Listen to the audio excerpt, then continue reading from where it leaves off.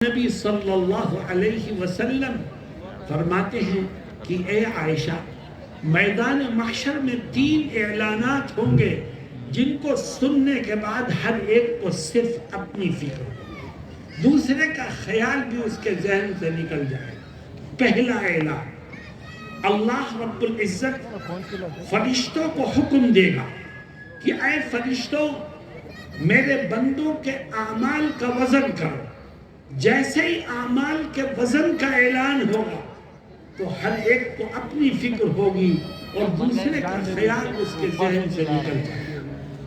فکر کیا ہوگی؟ ہر ایک کو یہ فکر ہوگی اعمال کا وزن ہو رہا ہے، نیکیوں کا بھی وزن ہوگا، گناہوں کا بھی وزن ہوگا۔ اور اللہ رب العزت نے قرآن کریم میں اس کی وضاحت کی ہے اور کیا کہا؟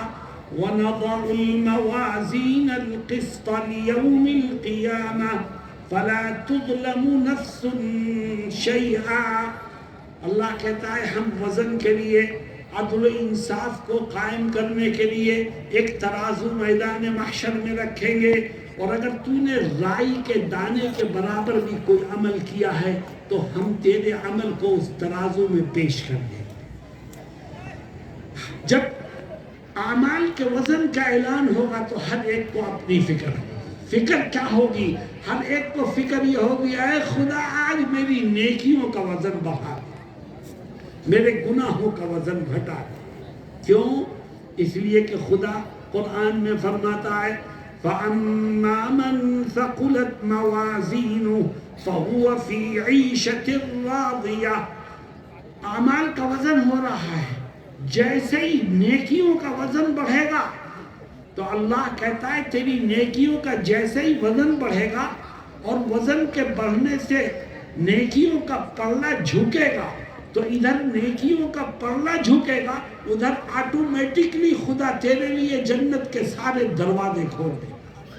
تو ہر ایک کی یہ خواہش ہوگی کاش میری نیکی کا وزن بڑھ جائے، مگر میرے دوستوں اس دن کی فکر کسی کے کام نہیں آئے گی۔ میدان محشر میں کھڑے ہو کے رو گے، تڑپو گے، چیخو گے، چلاؤ گے، مگر نیکی کا وزن نہیں بڑھے گا۔ اگر نیکی کا وزن بڑھانا چاہتے ہو تو آج سے ہی اس کی تیاری کرو۔ کیوں بھئی تیار ہو؟ صرف 2 کام کرو۔ جس نے یہ 2 کام کیے میں اسے یقین دلاتا ہوں خدا اس کی نیکیوں کے وزن کو بڑھا دے۔ وہ 2 کام ہیں کیا؟ سب سے پہلا کام، آج سے یہ طے کرو کہ انشاءاللہ زندگی کے آخری سانس تک جو نیکی بھی میں کروں گا، چاہے چھوٹی نیکی ہو چاہے بڑی نیکی ہو، جس نیکی کو بھی انجام دوں گا صحیح نیت کے ساتھ محض اپنے رب کو راضی کرنے کے لیے کروں گا، کسی کو دکھانے کے لیے نہیں کروں گا۔ جب آپ کے عمل میں خلوص ہوگا تو اللہ نیکی کے وزن کو بڑھا دے گا۔ اور اگر کسی کو دکھانے کے لیے تم نے نیکی کی اور وہ نیک کام پہاڑ کے برابر تھا، بہت بڑی نیکی انجام دی، مگر دوسرے کو دکھانے کے لیے، لوگوں سے واہ واہ سننے کے لیے، میرے دوستو اس بڑی نیکی کا وزن ختم ہو جائے گا۔ چھوٹی سے چھوٹی نیکی کو انجام دیا خلوص کے ساتھ، للہیت کے ساتھ، محض اپنے رب کی رضا کے لیے، تو خدا اس چھوٹی سی نیکی کے وزن کو بڑھا دے گا۔ تو آج آؤ ہم طے کریں کہ جو نیکی کریں گے وہ محض کس کے لیے کریں گے؟ اپنے رب کو راضی کرنے کے لیے کریں گے، کسی کو دکھانے کے لیے نہیں کریں گے۔ یہ مجمع بیٹھا ہے، آج امت کا حال کیا ہے؟ ہم تنہائی میں جب کوئی نیکی کرتے ہیں تو ہمارے پیٹ میں درد شروع ہو جاتا ہے اور ہم اس فکر میں رہتے ہیں کہ میں نے یہ نیکی کی ہے، اس کا پتہ لوگوں کو کیسے چلے۔ جب تک لوگوں کو پتہ نہیں چلتا ہمیں چین نہیں ملتا۔ اللہ رب العزت ہمارے ظاہر سے بھی واقف ہے اور اللہ ہمارے باطن سے بھی واقف ہے۔ اللہ کے ہاں اس عمل کی قدر ہے جو صرف خدا کو راضی کرنے کے لیے کیا گیا۔ ایک صاحب مجھ سے کہنے لگے کہ صاحب میں آج رات میں سو نہیں سکا۔ میں نے کہا بھئی کیا ہوا؟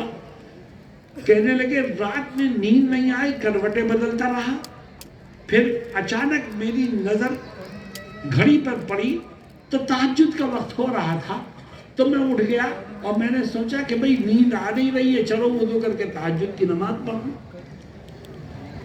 اس نے یہ بات کہی تو میں سوچنے لگا کہ اس نے یہ بات مجھ سے کہی کیوں؟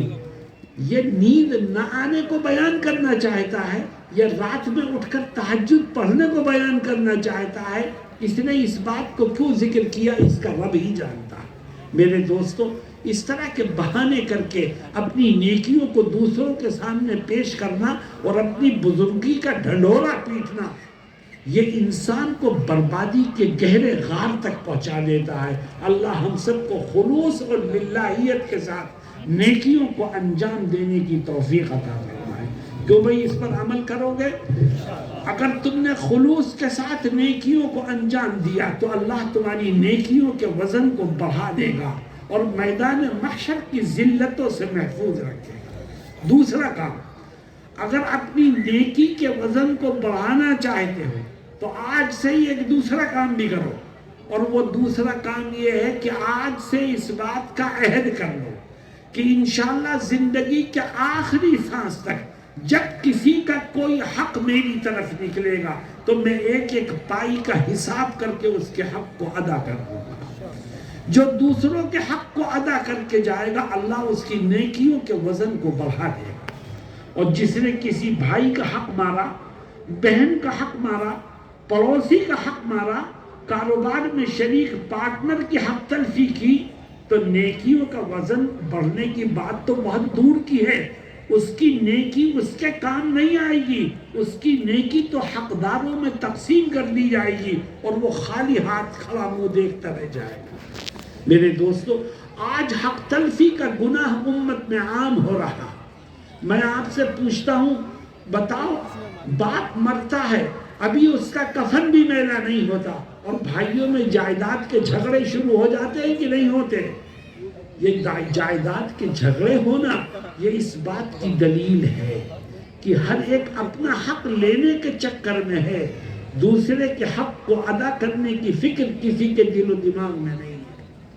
میرے دوستوں اور ساتھیوں، ہم نے نمازیں پڑھی، ہم نے روزے رکھے، ہم نے حج کیا، ہم نے زکوٰۃ دی، ہم نے عمرے کیے، اور اسی کے ساتھ ساتھ ہم نے کسی بھائی کا حق بھی مانگ لیا، تو یاد رکھو میری اس بات کو کہ جو حق تلفی کا گناہ کر کے خدا کے ہاں پہنچے گا، اس کی کوئی نیکی اس کو خدا کی پکڑ سے نہیں بچا سکے۔ اللہ رب العزت ہم سب کی حفاظت فرمائے۔ اگر اپنی اعمال میں اپنی نیکیوں کا وزن بڑھانا چاہتے ہو تو یہ عہد کرو کہ انشاءاللہ زندگی کے آخری سانس تک جب کسی کا کوئی حق میری طرف نکلے گا تو ایک ایک پائی کا حساب کر کے اس کے حق کو ادا کر دوں گا۔ کیوں بھئی کر دو گے؟ جتنے ساتھی یہاں بیٹھے ہیں، اگر ان میں سے کسی نے بھائی کا، بہن کا، پڑوسی کا، پارٹنر کا حق مار رکھا ہے تو دل میں اپنے رب سے وعدہ کرو کہ اے خدا میں پہلی فرصت میں ادا کروں۔ اس وعدہ کرنے کا فائدہ کیا ہوگا؟ فائدہ یہ ہوگا کہ اس مجمع میں جو بیٹھا ہے، جس نے ابھی تک حق مار رکھا ہے، اگر وہ خدا سے یہ عہد کرے کہ اے خدا میں پہلی فرصت میں ادا کر دوں گا، وعدہ کرتا ہوں، اور یہاں سے اٹھ کے چلا گیا دعا کے بعد، اور صبح ہونے سے پہلے ہارٹ فیل ہوا اور مر گیا، تو گویا اس کو دوسرے کا حق ادا کرنے کا موقع ہی نہیں مل سکا، صبح ہونے سے پہلے مر گیا۔ مجھے یقین ہے کہ کل میدان محشر میں خدا دوسروں کے حق کو ادا کرنے والوں کی فہرست میں اس کے نام کو شامل کر دے گا۔ اللہ تو بڑا رحیم ہے، بڑا کریم ہے، وہ تمہارے دل کے جذبات کو سنتا ہے اور قبول کرتا ہے۔ آؤ ہم طے کریں کہ انشاءاللہ حق تلفی کے گناہ سے زندگی کے آخری سانس تک بچنے کی کوشش کرتے رہیں گے۔ دوسرا اعلان، آپ نے فرمایا اے عائشہ، میدان محشر میں ایک اور اعلان ہوگا، اور اس اعلان کو بھی سن کر ہر ایک کو صرف اپنی فکر ہوگی، دوسرے کا خیال اس کے ذہن سے نکل جائے گا۔ اے آقا وہ کون سا اعلان ہوگا؟ فرماتے ہیں کہ اللہ رب العزت فرشتوں سے کہے گا کہ نام اعمال کو تقسیم کرو. جیسے ہی نام اعمال کی تقسیم کا اعلان ہوگا ہر ایک کو اپنی فکر ہوگی. اور فکر کیا ہوگی؟ ہر ایک کے دل میں یہ خواہش ہوگی کہ کاش آج میرا نام اعمال مجھے سیدھے ہاتھ میں مل جائے اور اللہ الٹے ہاتھ میں نام اعمال ملنے سے مجھے بچا لے. کیونکہ آج جس کا نام اعمال سیدھے ہاتھ میں ملے گا کامیابی کے دروازے اسی کے لیے کھلیں گے. میرے دوستوں اور ساتھیوں، اللہ رب العزت قرآن کریم میں کہتا ہے کہ میدان محشر میں سب سے